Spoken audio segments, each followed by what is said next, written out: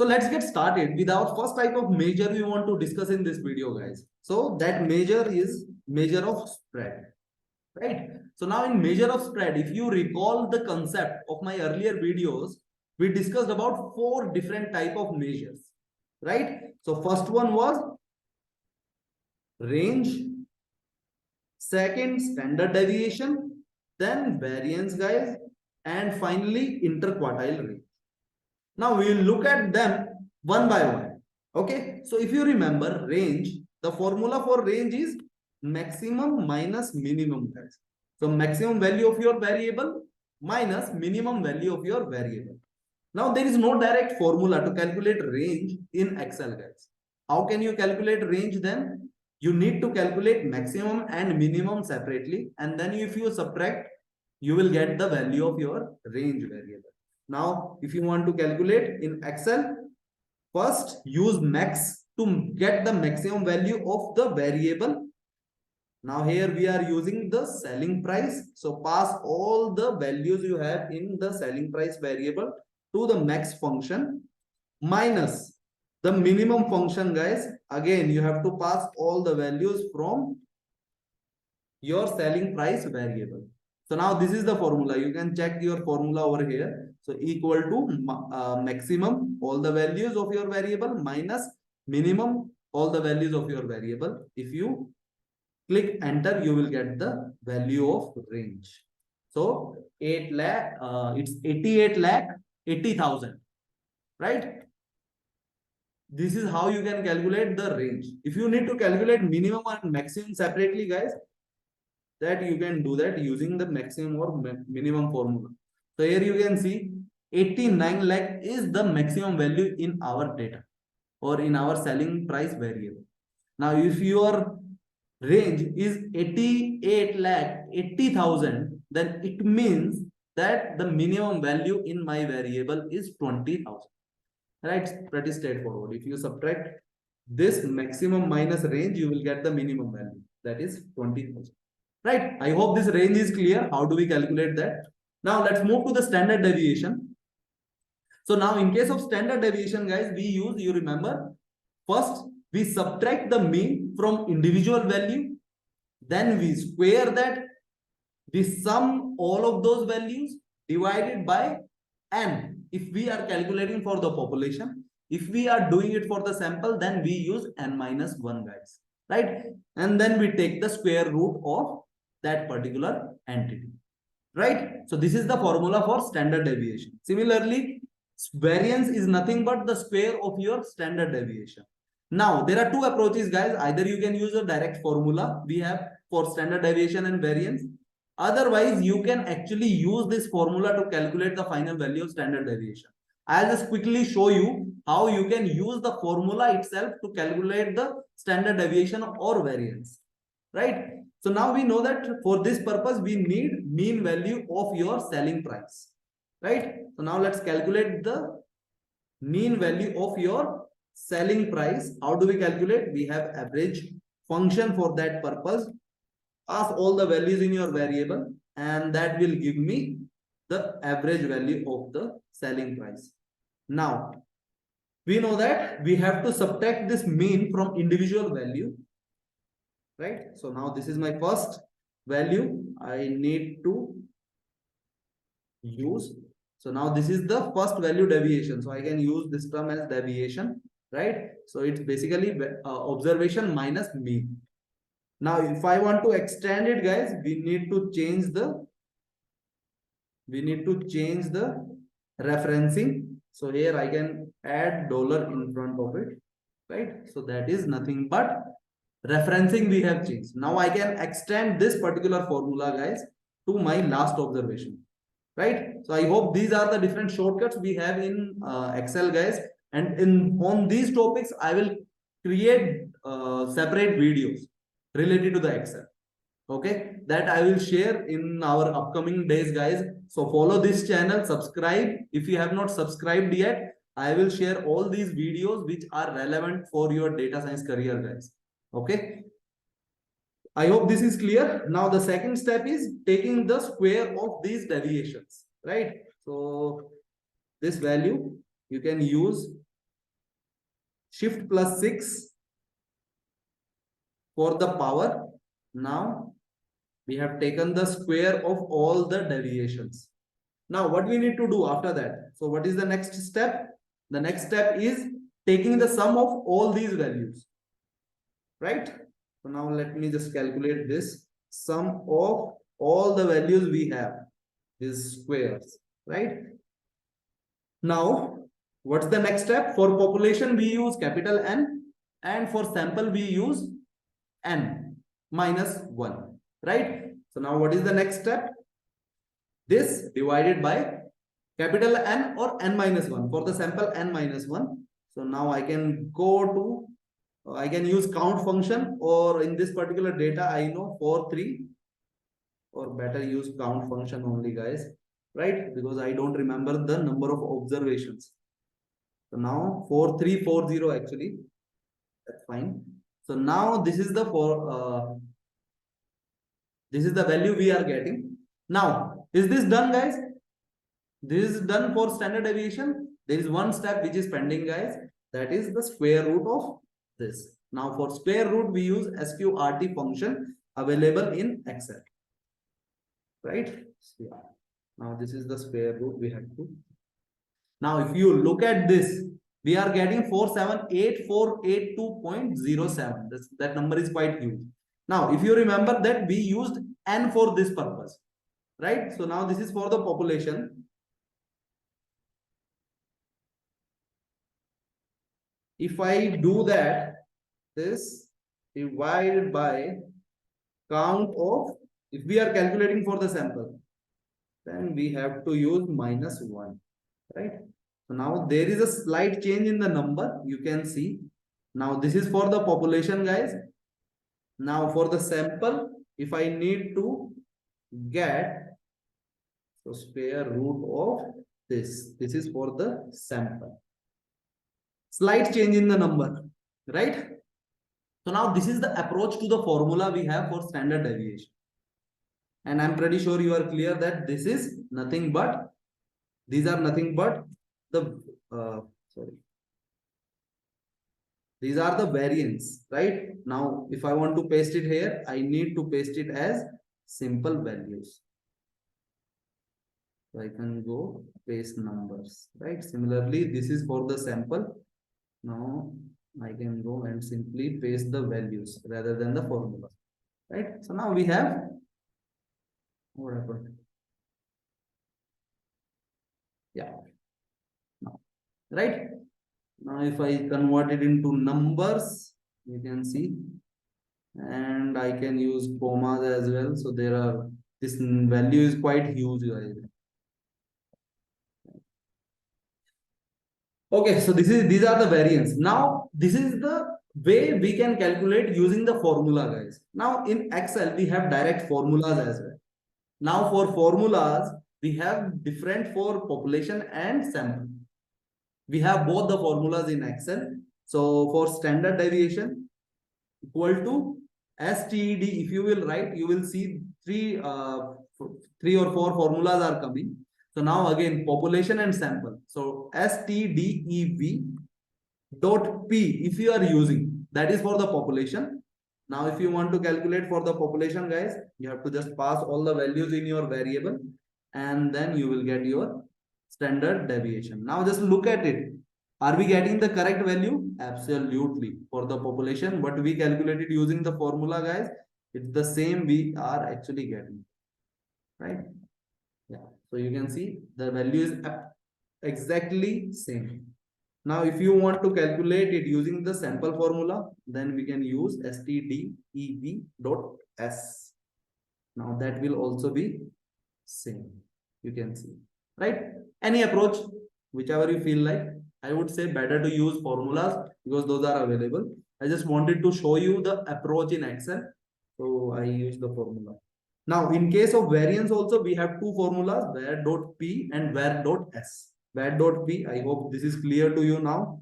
var.p represent the variance for population, and var.s represent the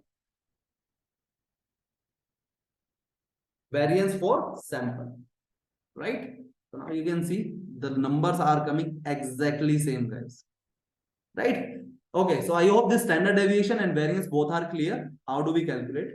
Now let's move to the fourth type of measure of spread, that is interquartile range. Now, if you remember the formula, guys, it's basically third quartile minus first quartile, right? So this is the formula we use. Now, how do you calculate quartile, third quartile and first quartile? If you remember, guys, it's nothing but same like your percentile. Now, in terms of percentile, if you want to calculate the IQR, that is represented by 75th percentile minus 25th percentile, right? So these are the formula we can use. Now, in case of Excel, guys, we have the calculation or the formulas for quartile as well as percentile. Any one of them you can use. I'll show you for the quartile as well as percentile. Now, for the quartile, we have one formula, guys, that is quartile dot including and quartile dot excluding. So quartile dot including and quartile, both the function will give you the same result. Quartile dot excluding, that is a different formula altogether, guys. So in case of quartile dot excluding, they actually remove the minimum and maximum value to calculate the quartile.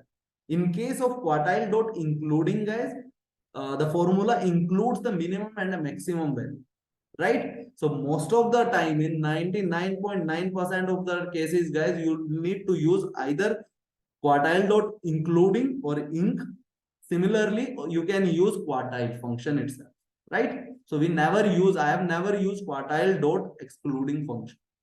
Okay, so we are going to use x quartile, then pass your again the data. Then you have to specify, because we are calculating the quartile. So we have to specify three number, one of the three numbers, 1, 2, or 3. 1 means first quartile, 2 means median or second quartile, and 3 means third quartile. So I can specify 1 here to calculate the 25th percentile of my data. So this is the first quartile. Similarly, we can calculate. Now, in case of this, let me calculate the third quartile, right? Pass my variable, all the values. Now I have to specify 3 here because this is the third quartile we are calculating. Now we have the third quartile. And now if I want to calculate the IQR, I hope this is clear. We have 391250.25. That is the IQR. Now this number, guys, these numbers are quite huge, right? And individual IQR value does not represent anything. You cannot get any meaning out of it. They are always used in comparison of other values. Now, let's say you have two variables and then you have IQR value. The one which is having more IQR or standard deviation or range, it means they have more spread as compared to the other variable. That's how we use these measures, right? A lot of time people ask this question like standard deviation 578. What does that mean? It does not have any meaning as it is the way we use actually with respect to the multiple standard deviations of different variables. And then we compare these numbers. Now, using percentile, guys, how we can calculate? We have percentile formula. Similar understanding, guys, percentile dot inc or percentile we can use. Pass your complete variable. Now here, rather than first or third, we have to use 0.25 and 0.75. So you can see this is absolutely same. 0.25 is the first quartile. Similarly, we can actually calculate percentile and then pass my data, right? Now I can ask for the 75th percentile and then I will get the same. Now the difference will also be the same, right? So now IQR. So this is how we calculate the IQR interquartile range. I hope these 4 different measures from measure of spread are clear, guys. How do we calculate them using Excel on real world data set? Your data set size will increase, but the formula and the approach will remain the same, guys. Now, let's move to the second type of measures we discussed in my last video, guys. That is measure of shape. So there we discussed 2 measures. First one, skewness, and another one, kurtosis. Right? So now skewness. If you remember, skewness talks about the symmetricity of the data. And if you remember, for the normal or the symmetrical distribution or symmetrically distributed variable, skewness value is 0. Right? We remember that for the normal distribution or symmetric distribution, the skewness value is 0. Right? Now, if the value is greater than, I'm just revising those concept, guys. If the value is greater than 0, then it is right skewed. Right? This was the understanding. Right skewed, it means on the right hand side, we have the outliers or extreme values. Now, if the values or value of the skewness is less than 0, it means negative, then it's left skewed. Right? And the data has become more and more symmetrical, the value of skewness approaches to 0. Now, how do we calculate skewness, guys? You can use that formula, 3 into mean minus median divided by standard deviation, or you can use skewness direct formula, guys, that is Q. Right? Now, we can understand the distribution by just calculating this skewness. If this value is positive, which actually coming as positive 4.89, it means we have outliers or extreme values on the right hand side. Right? So this is right skewed variable.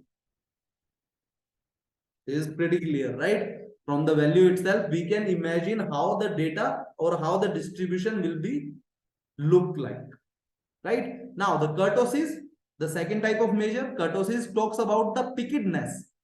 How much values are distributed around the mean. Right? More values means more kurtosis, less value means less number of values are surrounded or distributed around the mean. Right? So now in this particular case, we use 3 as our benchmark, because for normal distribution or symmetric distribution, actually normal distributed variable kurtosis is 3. Now we can calculate the kurtosis for any particular variable using Kurt formula, which is available. Pass all the values and then you will get. So here we are getting 37.08, which is greater than 3. So it is actually pretty good. Right? More values are distributed around the mean. This is what it tells you as compared to the normal distribution. I hope this is clear, guys. This is very important concepts, and we saw how we can calculate using individual formulas. Now, let's talk about how can we use for the data analysis tool pack to calculate all these measures in a single go. We do not need to calculate individual. Now, to actually use data analysis toolkit, if you remember, you have to check my earlier videos, guys, where I show you how we can activate them. By default in Excel, data analysis tool pack in your data tab will not be available. Right? So data analysis tools, this will not be available by default. You have to make it activate. Right? You have to activate this tab. How can you activate? You can check my earlier video where we discussed about mean, median, and mode. How can we calculate them on the real world data set using Excel? You can check in the description as well. You will find the link to watch that video. Okay. So now I am hoping that you have that data analysis tool pack. How can we use that? Let me show you. So just go to this data analysis. Then this window will pop up if you click on that. Now there are different statistical concepts we have here for which we can use this data analysis tool pack, guys.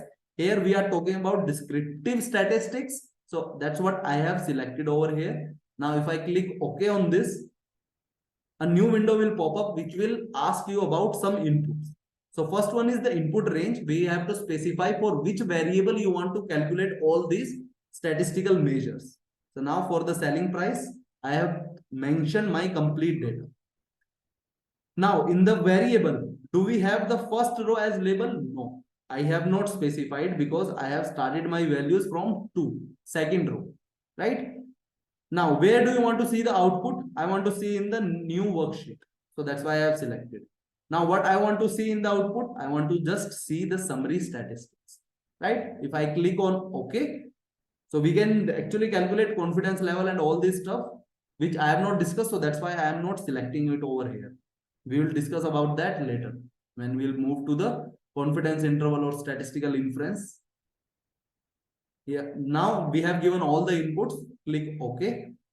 In the new worksheet, you will get all this information mentioned specifically for the selling price variable, guys. We have mean, we have standard error. So now this standard error we will discuss in our next second or third video from now onward, right? There we will talk about standard error and we will start our first or the second type of statistical analysis, that is statistical inference, guys. Okay. So as of now, you can avoid this standard error. We have median, we have mode, then standard deviation. Remember, we have over here 548.73 and here we calculated this one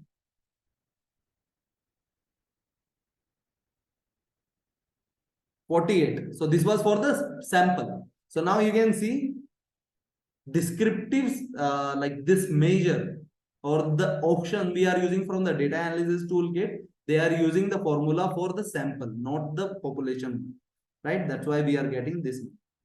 Now we have kurtosis 37.08, then we have 4.89. We have 4.89, right?